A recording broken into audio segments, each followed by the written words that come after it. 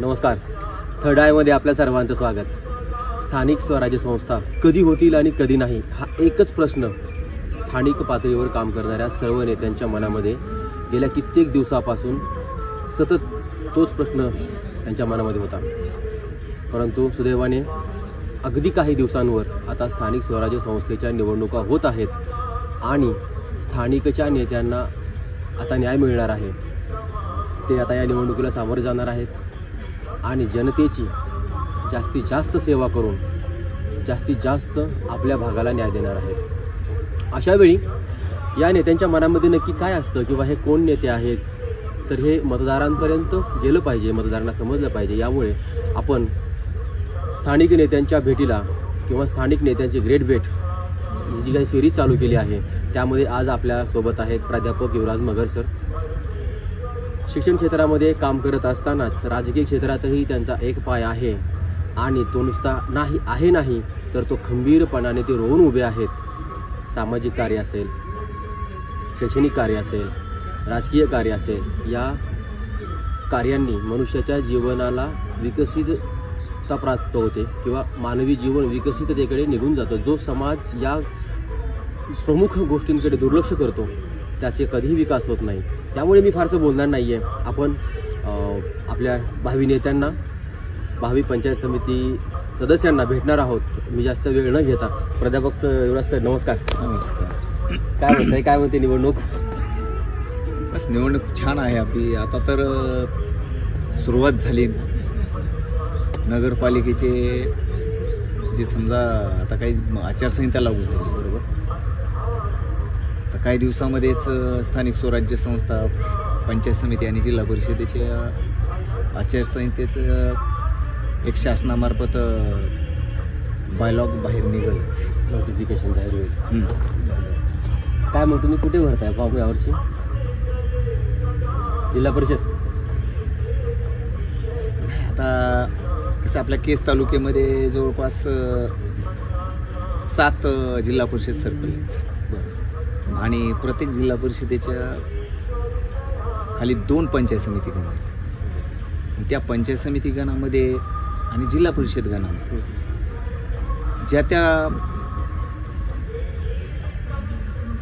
जे सर्कल आहेत त्या सर्कलमध्ये एक आरक्षण ज्या पद्धतीने पडले त्या पद्धतीने त्या ठिकाणचे प्रस्थापित असतील, विस्थापित असतील किंवा सर्वसामान्य असतील किंवा सामाजिक क्षेत्रातील, शैक्षणिक क्षेत्रातील असतील, बरेच म्हणजे लोकशाही पद्धतीनं प्रत्येकाला त्या ठिकाणी आपलं मत किंवा आपली नाही, परंतु आपण कोणत्या गणातून किंवा गटातून फॉर्म भरणार आहात?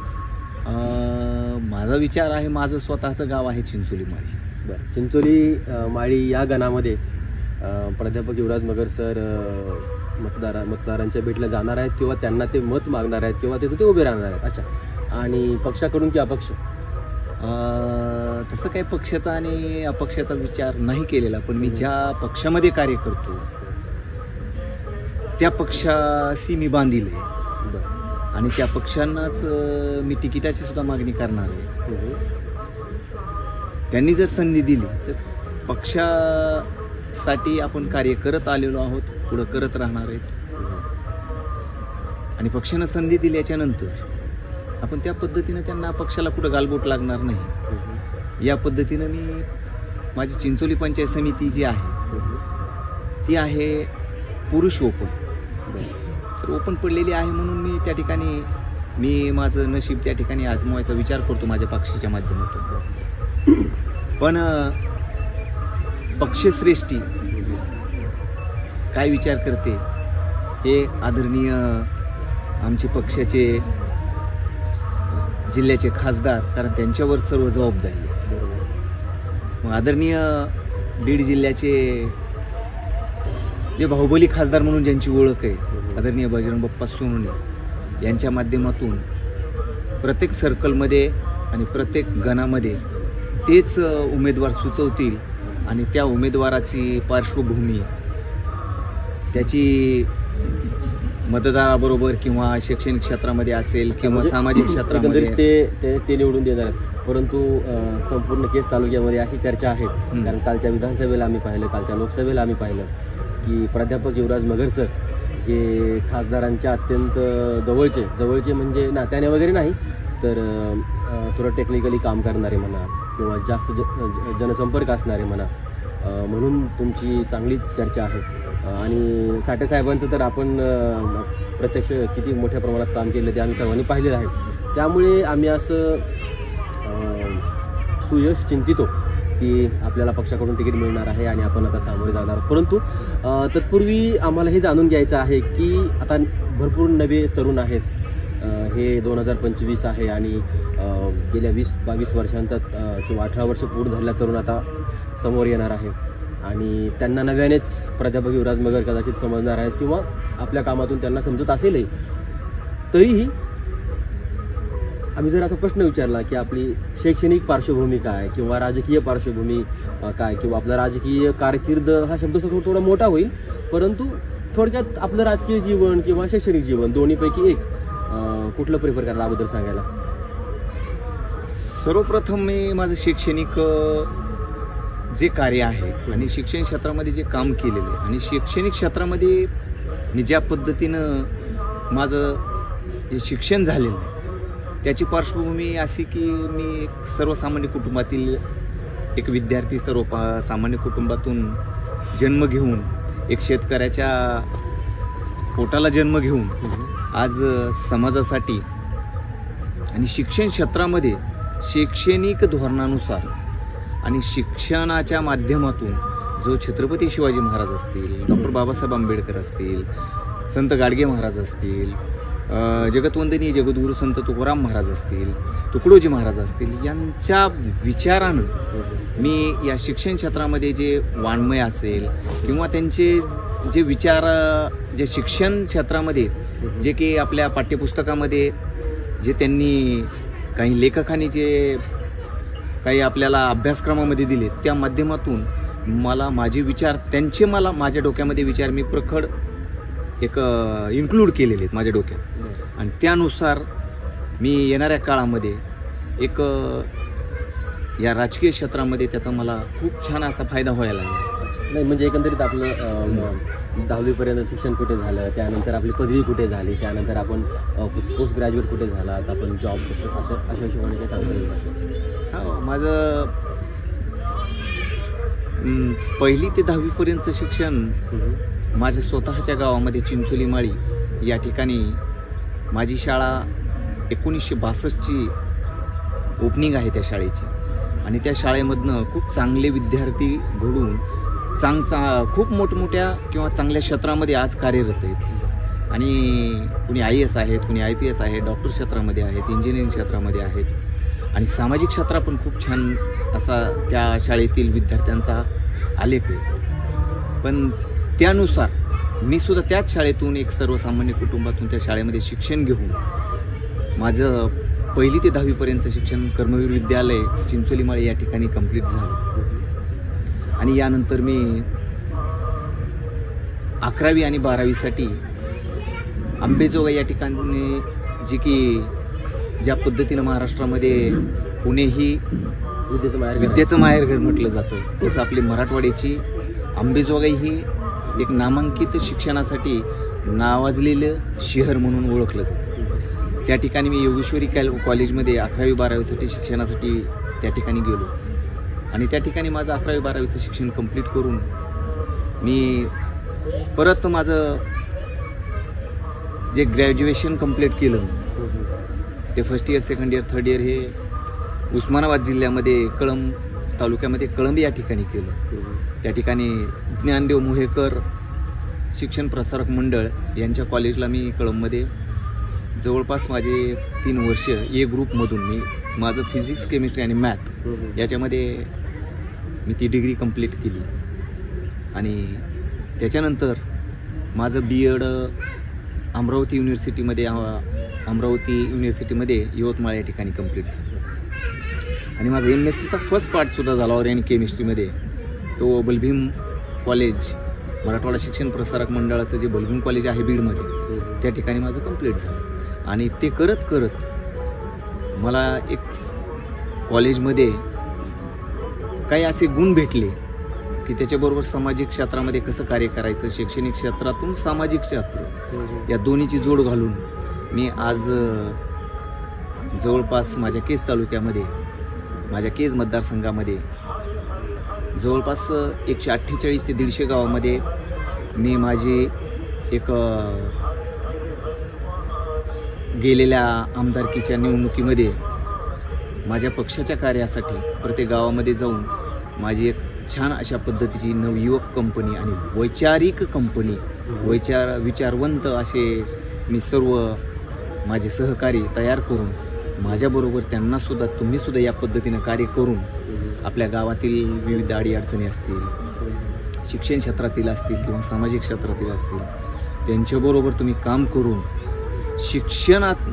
शिक्षणामुळं आपली भावी पिढी कशी सुधरेल आणि शिक्षणामुळं आपण वय जरी आपलं समजा शिक्षण क्षेत्रातून आपण पुढे गेलो म्हणजे एकंदरीत हा आपला शैक्षणिक प्रवास होता. आणि मग हे अचानकच राजकारणामध्ये आपण हे कधी सुरुवात झाली? अचानक म्हणजे ज्यावेळी मी आंबेजोगाईला शिक्षण घेत होतो 11वी 12वीचं, त्याच ठिकाणी मला त्या आंबेजोगाई नगरीनं त्या ठिकाणच्या जी माझी फ्रेंड सर्कल आहे त्या फ्रेंड सर्कलमध्ये मी ज्या वेळेला वावरत असताना मी बऱ्याच खूप अशा चांगल्या त्या ठिकाणच्या सामाजिक आणि राजकीय नेत्यांच्या सहवासात आलो. आणि सहवासात आल्यापासून मला सुद्धा असं त्यांचं स्किल माझ्यामध्ये अवगत होत चाललं ॲटोमॅटिक. जे म्हणतात ना की प्रत्यक्ष आणि अप्रत्यक्ष शिक्षण. प्रत्यक्ष शैक्षणिक म्हणजे जो की पुस्तकामधून घ्यायचं शिक्षण, आणि अप्रत्यक्ष म्हणजे समाजाकडून आपल्याला मिळालेले शिक्षण. हे स्किल मला अवगत. तुम्ही 12वीमध्ये होता तर त्यावेळेस पासून आपण राजकारणामध्ये आला. हो. आणि पुढे मोहेकर महाविद्यालयात गेलात त्यावेळी आपण राजकारणामध्ये. हो. कोणत्या प्रकारचं राजकारण होतं ते? राजकारण म्हणून असं नाही, प्रत्यक्ष एखाद्या पक्षाचं सदस्यत्व स्वीकारणं, त्या पक्षाची ध्येय धोरणं आत्मसात करणं आणि प्रत्यक्ष पक्ष वाढीसाठी कार्य करणं, हे कधीपासून आलं? मी सुरुवातीला ज्यावेळी शिक्षण घेत असताना, ग्रॅज्युएशनचं शिक्षण घेत असताना संभाजी ब्रिगेडचं काम केलं. 2005-06ची घटना आहे. 2005 हो, 5च्या अगोदरच जवळपास 3, 4, 5 समजा सपोज. त्या काळामध्ये मी संभाजी ब्रिगेडचा सुरुवातीला तालुका उपाध्यक्ष होतो. त्यावेळी आमचे केज तालुक्याचे मराठा सेवा संघाचे अध्यक्ष म्हणून आदरणीय आमचे सिव्हिल सर्जन आणि आता सध्या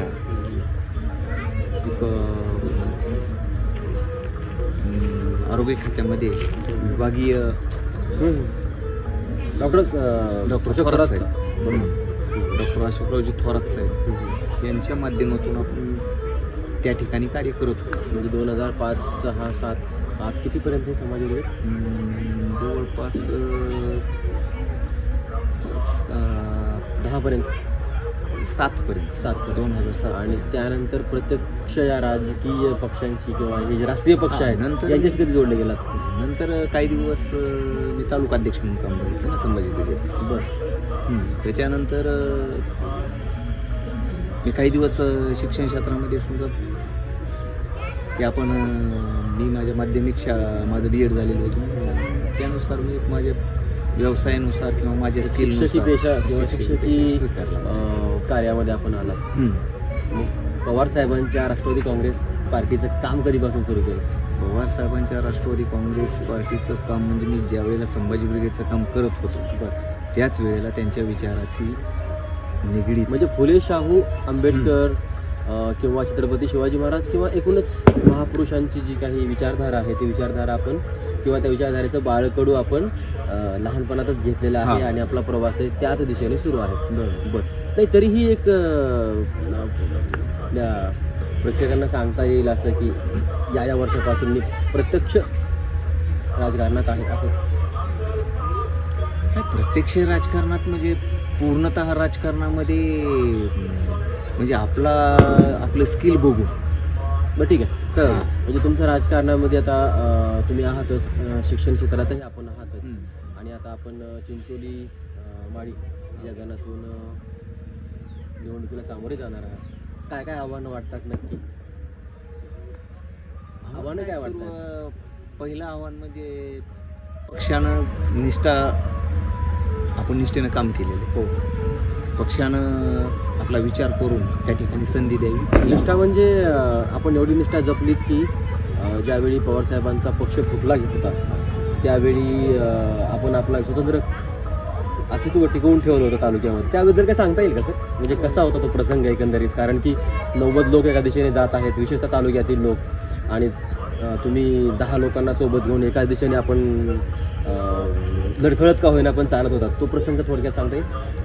तो प्रसंग म्हणजे असा होता, आदरणीय शरदचंद्रजी पवार साहेबांचा पक्ष राष्ट्रवादी काँग्रेस पार्टी ज्यावेळी पुण्यामध्ये बैठक चालू होती त्या ठिकाणी सर्व त्या पक्षातील ज्येष्ठ नेते जे वरिष्ठ मंडळी होती त्यांच्यामध्ये पक्षाची फूट ज्या वेळेला होत होती त्यावेळेला अख्खा महाराष्ट्र पाहत होता. बरोबर. एका बाजूला धनदांडगे, एका बाजूला सत्ताधीश जात होते आणि एका बाजूला विचार जात होते. ते विचार म्हणजे आदरणीय शरदचंद्रजी पवार साहेब यांचे. आणि शरदचंद्रजी पवार साहेबांच्या विचाराबरोबर जाणारे म्हणजे भविष्यामध्ये या देशाचे खरे विचारवंत असं म्हणायला हरकत नाही. कारण शरदचंद्रजी पवार साहेबांनी कोणत्याच क्षेत्रामध्ये त्यांचं एकही क्षेत्र असं नाही की त्या क्षेत्रामध्ये त्यांना अभ्यास नाही. नाही, माझा प्रश्न हा होता, तालुक्यामध्ये आपण एक वेगळा म्हणजे प्रवाहाच्या विरोधात गेला तर हा थोडक्यात कसं सांगता येईल आपल्याला? प्रवाहाच्या विरोधात म्हणजे केज तालुक्यामध्ये आणि आंबेजोगाई तालुका, आंबेजोगाईमधला काही भाग आणि केज तालुक्यातला आणि बीड तालुक्यातला जवळपास 26 गावं, केज तालुक्यातले 122 गावं आणि आंबेजोगाईतले काहीतरी 32 का 40 गाव, असे जवळपास काहीतरी 320 का 300 काहीतरी गाव आहेत पूर्ण केज मतदारसंघ. केज मतदारसंघाच्या त्या काळामध्ये केज तालुक्यामध्ये आणि केज विधानसभा मतदारसंघ राष्ट्रवादी काँग्रेस पार्टी बरोबर फक्त एकच व्यक्ती राहिलेला म्हणजे तो म्हणजे पृथ्वीराज साठे, माजी आमदार, माजी आमदार पृथ्वीराज साठे. नवीन पक्ष फुटी झाली आणि त्या काळामध्ये सर्वजण आपापल्या परीनं कुणी सत्तेसाठी, कुणी त्यांच्या काही अडीअडचणी असतील किंवा काही कामं असतील किंवा काही आडकाडकी झालेली असतील त्याच्यामुळं काही नेते सत्तेमध्ये सामील झाले आणि काही लोक पवारसाहेबाकडे आले. त्या काळामध्ये आदरणीय पृथ्वीराज साठे साहेब फक्त एकटेच या ठिकाणी होते. सुरुवातीला केज तालुक्यामध्ये तर कुणीच नव्हतं. आंबेजोगाई तालुक्यामध्ये पृथ्वीराज साठे होते आणि त्यांनी तिथून मला एक विचाराचं बळ देण्याचं काम केलं की आदरणीय पवार साहेबांच्या विचारानं चालणारे जे ग्रामीण भागातले असतील, शहरी भागातले असतील किंवा ज्या तुमच्या परिचयाचे जे आहेत त्यांना एकत्रित करून पक्ष संघटन करा. मी त्यावेळी पक्ष संघटनेचं काम अविरतपणे लगातार 3 वर्ष साठे साहेबाच्या गाडीत असेल, मी माझ्या स्वतःच्या किंवा माझ्या मित्राच्या, माझ्या स्वतःच्या वाहनानं जाऊन त्या ठिकाणी एक संघटन जोडण्याचं काम केलं आणि प्रत्येक ठिकाणी जाऊन आदरणीय पवार साहेबांच्या विचाराचे माणसं एकत्रित करून त्या माणसांना त्यांनी कधी मागितलं काही नाही आपल्याकडनं, कारण माझ्याकडेच नव्हतं द्यायला काही, तर मी काय फक्त माझ्याकडं विचाराची शुद्धी होती आणि वातावरण फारच गंभीर होतं. कुणाची हिंमत होत नव्हती की सत्ताधाऱ्याच्या विरोधात जायची. बरोबर. पण आम्ही काय आदरणीय पवार साहेबांच्या विचारानं आणि आज जसं कालच्या वेळेला मनोजदादा जरांगे पाटील यांनी एक प्रामाणिकपणानं जे त्यांचा लढा उभा केला त्या पद्धतीनं आम्हीही प्रामाणिकपणानं ते काम पक्षाचं केलं आणि लगातार 3 वर्ष विधानसभा लोकसभा या दोन्हीही याला लोकसभेला सुरुवातीला लोकसभा झाली आणि त्यावेळेला जे म्हणतात की वादळामध्ये दिवा लावणारा व्यक्ती आपल्याकडे त्याचं पदार्पण झालं आदरणीय शरदचंद्रजी पवार साहेबांच्या पक्षामध्ये ते म्हणजे आपल्या केस तालुक्यातील बाहुबली ज्यांची ओळख आहे असे बजरंग बाप्पा सोनवणे आणि ते आले आणि त्याच काळामध्ये पक्षाला चांगली उभारणी आली आणि पक्षाचं मनोबल वाढत गेलं. काय आव्हानं काय आहेत आपल्या चिंचोली माळीगावामध्ये? नाही आव्हानं म्हणजे काय नाही, आव्हानामध्ये आपल्या चिंचोली सर्कलमध्ये काही रस्ते सर्वसामान्यांच्या जे म्हणजे विकास काय झाला आहे की नाही आजपर्यंत? म्हणजे विकास आहे, विकास झालेला आहे म्हणजे किती सर्कल पहिले किती गाव आहेत गणामध्ये सुरुवातीला जवळपास गेलेल्या जिल्हा परिषद पंचायत समितीला 22 गाव होते. नाही आता किती आहेत? आणि आता चिंचोली पंचायत समितीमध्ये 7 आहेत आणि वरबगाव पंचायत समितीमध्ये 11. चिंचोली माळी गण 18 गावांचा. चिंचोली माळी गाण्यामधून आपण उमेदवारी देणार आहात. मी आपल्याला प्रश्न फक्त चिंचोली माळीपुरते विचारणार आहे. चिंचोली माळीमध्ये किती गाव आहेत? चिंचोली माळी पंचायत समितीमध्ये 7 गाव आहेत. 7 ग्रामपंचायत आहेत. एकूण लोकसंख्येचा काही अंदाज? एकूण लोकसंख्या पूर्ण काय डिटेल तेवढं नाही माझ्याकडे. ठीक आहे, तरी पण 10-15,000 एवढी तर संख्या असते. असू शकते. बरं, काय पंचायत समिती सदस्याने नेमकं काय केलं पाहिजे? म्हणजे 5 वर्षांचा तो कालावधी आणि या कालावधीमध्ये त्याने नेमकं काय केलं पाहिजे? काय वाटतं आपल्याला? त्याचा काही अभ्यास वगैरे झालेला आहे आपला? एवढा अभ्यास नाही पण थोडंफार सांगू शकतो की पंचायत समिती मेंबर हा म्हणजे एक पंचायत राज ही एक जी संस्था आहे ती ग्रामपंचायत असेल या ग्रामपंचायतीला बळकटी कशी द्यायची पंचायत समितीच्या माध्यमातून आणि आपल्या ग्रामीण भागातील जी पंचायत समिती माध्यमातून 15 वित्त आयोग असेल, विविध योजना असतील, 5 लाखाच्या आतमधला फंड असेल BDOच्या माध्यमातून किंवा घरकुल असतील, विहिरी असतील, त्याच्यानंतर काही जे योजना आहेत केंद्र शासनाच्या आणि राज्य शासनाच्या त्या पंचायत समितीच्या माध्यमातून ज्या ग्रामपंचायतीला अवलंबवायच्या आहेत त्या ग्रामपंचायतीच्या माध्यमातून आणि पंचायत समितीच्या माध्यमातून त्या सर्वसामान्यापर्यंत कशा पोहोचतील. म्हणजे ग्रामपंचायतीवरती ग्रामपंचायत आणि जिल्हा परिषद यांच्यामधील दुवा म्हणून पंचायत समिती काम करते आणि त्यातील आपण सदस्य होणार आहात. हां, काय वाटतं आतापर्यंत पंचायत समिती सदस्य चांगलं काम करतायत? नाही म्हणजे लोकांमध्ये चर्चा अशी आहे की एक विहीर मंजूर करायला 20,000 रुपये लागतात, एक घरकुलचे पैसे काढला 10-15,000 रुपये लागतात, कोणताही साधा कागद ग्रामपंचायतच्या कार्यालयामध्ये गेलं तर तो ग्रामसेवक पैसेच मागतो.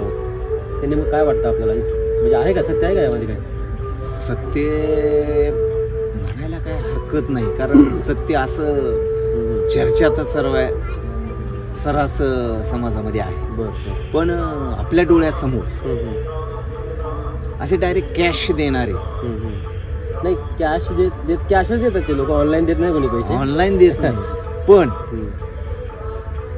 बरं म्हणजे समजा तुमच्या डोळ्याच्या पाठीमागे काही झालं असेल, तुमच्या काही ते ऐकण्यात नाही, तुमच्या पाण्यात नाही, बरोबर, परंतु चर्चा अशी आहे की सर्रासपणे करतात आणि पंचायत समिती सदस्य नात्यानं आपण याच्यावरती अंकुश ठेवला पाहिजे. माझा दुसरा प्रश्न असा आहे की अलीकडे अशाही चर्चा आहेत, काही पैशावाली धनदांडगी माणसं अशी म्हणत आहेत की केस तालुक्यामध्ये आम्ही 2च माणसं पैशावाली आहोत आणि आम्ही गावात जाऊ, मंदिरावरती जाऊ, कांबळ टाकू, तो गावाला विकत घेईल, मी गावाला विकत घेईल, मी कमी नाही, तो कमी नाही. खरंच असं गाव विकत घेता येतं पैशाच्या जोरावर? नाही. तुम्ही काय करणार आहात? विकत घेणार गावाला? नाही. गाव विकत घेण्याचे जे मनसुबे जे लोक चावडीवर जाऊन घोंगडी टाकून बोलतात ते जास्त दिवसाचं समाजकारणही करू शकत नाही तर राजकारण करू शकत नाही. पण पैशाच्या जोरावर त्यांची भाषा आहे. पैशाच्या जोरावर याबद्दल पैसा कुठपर्यंत पोहोचतो? कुठंतरी डाका टाकून आणलेला पैसा असतो. तिकडे चांगल्या मार्गाला घालवायचा नाही म्हणून इकडे ह्या मार्गात वापरायचा. पण तोच पैसा जर त्याने शिक्षण क्षेत्र असेल, गोरगरिबाच्या एखाद्या चांगल्या योजनेत लावला किंवा गोरगरिबाच्या शिक्षणासाठी लावला तर त्याचा फायदा जास्त होईल आणि तो ऑटोमॅटिक त्या गावातील लोकांना एक त्या माणसाबद्दल आपुलकी वाटेल आणि ऑटोमॅटिक त्याला घुंगडी त्याने टाकायची गरज लागणार नाही, तर लोक घुंगडी टाकतात. ही मला विकत घेण्यासाठी नाही, ती विकत घेण्यासाठी. ती देवो भव या संस्कृतीच्या उक्तीप्रमाणे की बाबा रे तो आला आहे, चहा घे, पाणी घे, जेवण कर, तू गाव विकत घेण्याची भाषा करू. आणि सर मला एक विचारायचं आहे की एक उमेदवार म्हणून कधी असा प्रश्न पडतो का की 35-40 वर्षाच्या या उमेदवारांकडे म्हणजे त्याच म्हणजे देशामध्ये किंवा एकूणच जगामध्ये एक सेटल होण्याचं वय असतं 25 ते 30. आज बेरोजगारी एवढी वाढली आहे. शिक्षण घ्यायचं, उच्च विद्याभूषित व्हायचं, मग तो बायोडेटा जपायचा आणि तो बायोडेटा कंपन्यांमध्ये, संस्थांमध्ये इकडे तिकडे फिरवायचा, ॲप्लिकेशन अर्ज भरायचे, त्यानंतर मिळणारा तो पगार आणि त्यातून आपला उदरनिर्वाह करायचा. पण तो दुसऱ्या बाजूला हे 35-40 मधील हे जे तरुण आहेत, तरुणच म्हणता येईल त्यांना, यांच्याकडे जो काही पैसा येतो आणि त्याच्या जोरावर ते गाव विकत घेण्याची भाषा करतात किंवा जे काही गावामध्ये 10-20% लोक असतात जे नशा करणारे असतात किंवा व्यसनांच्या आहारी गेले असतात, त्यांना आताशी घेऊन त्यांना काही छोटीशी रक्कम देऊन पूर्ण गावामध्ये जो काही विघ्न निर्माण करण्याचा प्रयत्न करतात किंवा हे जे काही होतंय, तर मतदारांना हा प्रश्न का पडत नसेल की यांच्याकडे एवढा पैसा आला कुठून? तुम्हाला काय वाटतं? काय याच्या मागे काय राजकारण काय असेल? पडायला पाहिजे ना की तुमच्याकडे एवढा पैसा आला कुठून? पडायला पाहिजे. आता विषय असा आहे, आजची सिस्टीमच अशी आहे की ग्रामीण भागामध्ये काय झालंय, मी शिक्षण क्षेत्रात काम करतो म्हणून मला तो अनुभव म्हणजे आला आहे की ज्या पद्धतीनं 1ली ते 10वी पर्यंत जे विद्यार्थी शिकतात तुडुंब वर्ग भरलेले असतात, पण 11वी आणि 12वी त्याच्यात गळती होते, स्पर्धेमध्ये ते टिकत नाही. आणि त्याच्यानंतर त्या ठिकाणी त्यांचे विचार खुंटतात. अच्छा, हां हां, छान छान, बोला बोला सर बोला. ते विचार खुंटले की समाजामध्ये विकृती तयार होते. अच्छा, पुन्हा लालचीपणा वाढतो. आणि ज्या पद्धतीनं एखाद्या कुत्र्याला तुकडा टाकला, त्या तुकड्याच्या मागे ती कुत्रा जसा पळतो तशी त्या समाजाची गती. विषय असा आहे की 10वीच्या अगोदर जे विद्यार्थी ज्ञानदान करतात, ज्ञान आपला ग्रहण करतात, त्या ठिकाणी काय होतं, ते विद्यार्थी पुन्हा त्या क्षेत्रातून बाजूला निघतात, त्यांचे मार्ग चेंज होतात. आणि जे विद्यार्थी त्या पद्धतीनं SSC HSC जे पुढं शिक्षण क्षेत्राच्या त्या ओघात राहतात, त्यांचं नॉलेज वाढत जातं, विचार वाढतात. नॉलेज वाढल्याच्या नंतर समाजामध्ये काय केलं पाहिजे, कसं वागलं पाहिजे याचं परिपूर्ण नॉलेज त्यांना येतं. आणि जी गळती होऊन जे विद्यार्थी आज त्या मार्गातून बाहेर जातात, त्यांचा वापर ही धनदांडगी जातो. आता या धनदांडग्यांचं तुमच्या चिंचोली माळीगाणामध्ये ही प्रस्थ असेलच. मग एकीकडे तुम्ही आहात की ज्यांनी बराच काळ शिक्षणामध्ये खर्च केला. खरं तर शिक्षण घेणं ही सुद्धा खूप कष्टाची गोष्ट आहे, ती काही सहज साधी सोपी गोष्ट नाही. ते शिक्षण घ्यायचं, काही दिवस आपण नोकरीही केली, म्हणजे आपण आपल्या क्षेत्रामध्ये यशस्वी झालेले आहात. 10वीमध्येच अपयशाला सामोरे गेला नाही किंवा आईवडिलांना जाऊन सांगितलं नाही की नाही नापास झालो तर माझ्याने काय होणार नाही, किंवा 11वी-12वीमध्ये इंग्रजीचा विषय, गणिताचा विषय गेला आणि म्हणून पुन्हा त्या मास्तरांकडे किंवा प्राचार्याकडे गेलाच नाही, असंही केलं नाही. एका सडन लेवलपर्यंत तुम्ही ते यश मिळविलं, नोकरी मिळवली, बरोबर. आणि त्याचवेळी ही गळती झालेली काही माणसं चुकीच्या मार्गाने म्हणा किंवा कोणाच्या तरी पाठीमागे लागून म्हणा, काही टक्केवारी म्हणा, काही गुत्तेदारी म्हणा करत असतील आणि त्यांनी प्रचंड पैसा जमवलेला आहे. आता चिंचोली माळीगाणामध्ये आपल्याला जर अशा लोकांशी सामना करावा लागला तर आपली स्ट्रॅटेजी किंवा प्लॅनिंग काय असेल?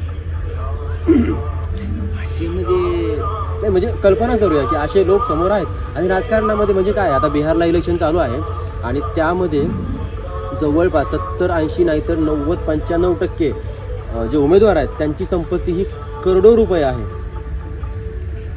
सर. हे राजकारणाचं आजचं वास्तव आहे.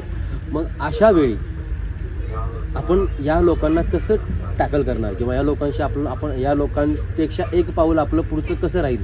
आणि आताच आपण सांगितलं की 10वीला शिक्षणाची गळती झाल्यानंतर आमच्या म्हणजे ज्यांच्याबद्दल आपल्या मनात करुणा आहे, ज्यांच्याबद्दल आपल्या मनात कीव आहे, ज्यांच्या परिस्थितीकडे पाहून आपल्या मनात कुठेतरी वाटतं की हे बदललं पाहिजे, परंतु त्यांना ती परिस्थिती लक्षात येत नाही. सर्वात मोठी समस्या ही आहे की आपल्या दारापुढे घाण झालेली आहे ही त्यांना कळत नाही, आपल्याला दिसते. आता ती एका बाजूचा संघर्ष असा आहे की त्यांना ते समजावून द्यायचं आहे की बाबांनो ही घाण झाली आहे. आणि त्याच वेळी दुसरं युद्ध असं आहे की हे पैशाच्या जोरावरती सर्व काही विकत घेऊ पाहणाऱ्या एका वृत्तीशी आपला लढा आहे. तर एक शिक्षक म्हणून, एक चाणक्य म्हणून हे आव्हान आपण कसं पेलणार आहात? ते म्हणजे आता कसं की जी मतदार मंडळी आहे, बरोबर, त्या मतदार मंडळीनं चॉईस कोणाची करायची. म्हणजे आज आपण एक मतदान, आपलं मतदान डॉक्टर बाबासाहेब आंबेडकरांनी सांगितलं की मतदान विकायचं नाही. हो, पण चर्चा तर सर्रास असतात 5,000 10,000. मग आपण ते 5,000 आणि 10,000 प्रत्येक मताला घेतले तर 10 वर्ष त्या जो बी निवडून येणारे पैसे त्याचे गुलाम आहेत ना. अच्छा, 5 वर्षासाठी त्याचे गुलाम आहेत. ज्या दिवशी तुमच्या घरावर संकट येतं, तुमच्या पोरी बाळावर संकट येतं, त्यांचा दवाखाना असेल काही असेल, त्यावेळी ज्या वेळेला तुम्ही ज्याच्याकडनं 10,000 रुपये 10,000 काही जी पैसे घेतात तुम्ही, काही जे मूल्य घेतले, त्याला तुमच्या हृदयातून तुम्ही त्या माणसाला फोन करू शकत नाही. अच्छा, की मला अडचण आली आणि एक फोन करून त्या ठिकाणच्या डॉक्टरला सांग, त्या ठिकाणच्या कोणाला तरी समजा तालुका आरोग्य अधिकारी असेल किंवा कुठल्याही समजा त्या ठिकाणची जी सिस्टीम आहे त्यांना मदत करायची सांगा, हे तुम्ही करू शकत नाही. कारण कशामुळे की त्या पैशाच्या जीवावर तुम्ही मतदान घेतलंय आणि तुम्ही त्या ठिकाणी मिंदे झाले. म्हणजे आपल्यावरती काही संकट आल्यानंतर आपल्या नेत्यांनी फोन केलाच पाहिजे का? अरे वा, आपण त्यांना नाही, म्हणजे अंबाजोगाईचा प्रसिद्ध असा माझ्या माहितीप्रमाणे आशिया खंडातील तो एक भला मोठा दवाखाना आहे. हो, आता त्या दवाखान्यामध्ये आपण ऍडमिट झाल्यानंतर नेत्यांचा कॉल आलाच पाहिजे का? म्हणजे काही नेत्यांचा आहे, तिथे स्थानिक नेते आहेत की ब्लड बॅग लागत असेल तर त्यांचा फोन पाहिजे वगैरे. नाही, तसं काही नाही. पण काय आहे, आजच्या सिस्टीम मध्ये दवाखान्यात गेलं, तहसीलला गेलं, पंचायत समितीला गेलं, गावातला कोणीतरी म्हारक्या येत असतो, बरं, आणि त्याच्या ओळखीने सांगतो, साहेब हे यांचं काम करा, हे माझ्या जवळचे आहेत, ते माझ्या जवळचे आहेत.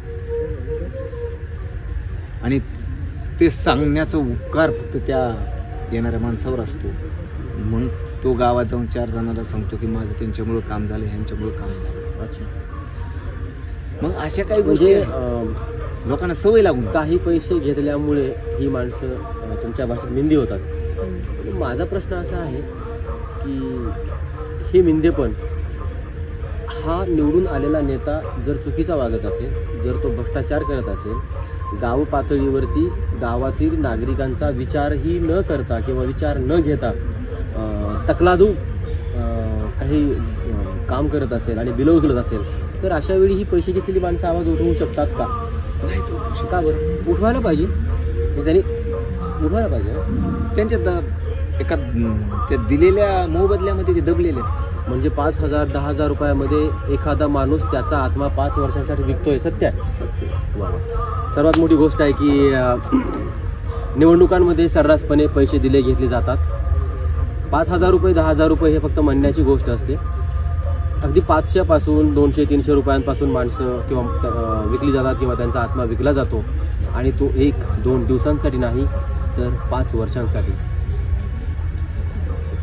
अशा वेळी संविधानाची निर्मिती करणारे डॉक्टर बाबासाहेब आंबेडकर, की ज्यांनी अगदी विकासापासून कोसो दूर असणाऱ्या शेवटच्या माणसाची काळजी घेतली, आपलं पूर्ण आयुष्य यामध्ये त्यांनी खर्ची घातलं. आणि त्याच्या सोबतीला आणखीन भरपूर असे महापुरुष आहेत. नाव किती घ्यावीत, वेळ कमी आहे. खरंच या महापुरुषांना काय वाटत असेल, स्वातंत्र्य लढ्यामध्ये ज्यांनी आपल्या बलिदान दिलं, ज्यांनी आपल्या घराचा, आपल्या आप्तस्वकीयांचा विचारही केला नाही, स्वतःला झोकून दिलं, त्यांना काय वाटत असेल. आणि अत्यंत खेदाने म्हणावंसं वाटतं, हे स्वातंत्र्य मिळून आम्हाला फक्त 77 वर्ष पूर्ण झाली आहेत. 78वं वर्ष सुरू आहे. आणि या 78व्या वर्षांमध्ये डॉक्टर बाबासाहेब आंबेडकरांच्या या देशामध्ये जनता फक्त 500 पासून 5,000 रुपयापर्यंत विकली जाते.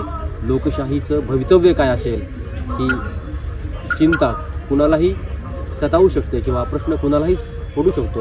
असो, आपण या प्रश्नासोबतच इथे थांबणार आहोत. सर, आपलं खूप खूप आभारी आहोत की आपण एवढा वेळ दिलात आणि मनमोकळेपणाने आपण आमची चर्चा केली.